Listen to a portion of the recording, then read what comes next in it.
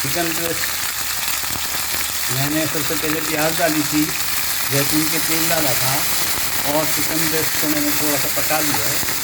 Chicken breast के छोटे छोटे पीसेस कर लिए, उसको मैंने इसमें डाल के पका दिया। ये प्याज लाल हो चुकी, थोड़ा चूल्हा को हम बंद करते हैं इस चिकन के लिए ताकि इसको लगे नहीं। और मैं थोड़ा सा अदरक लहसुन का पेस्ट इसमें डालता हूँ।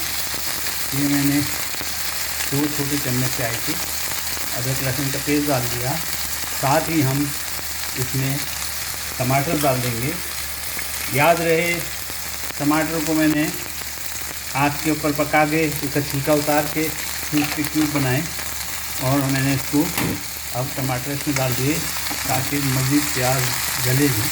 थोड़ा सा इसमें पानी की ज़रूरत पड़ेगी तो हम थोड़ा सा पानी भी ऐड करेंगे ताकि चीज़ें हमारी लगेंगी। फिर थोड़ा सा मैंने पानी डाल दिया ताकि चीज़ें हमारी लगेंगी।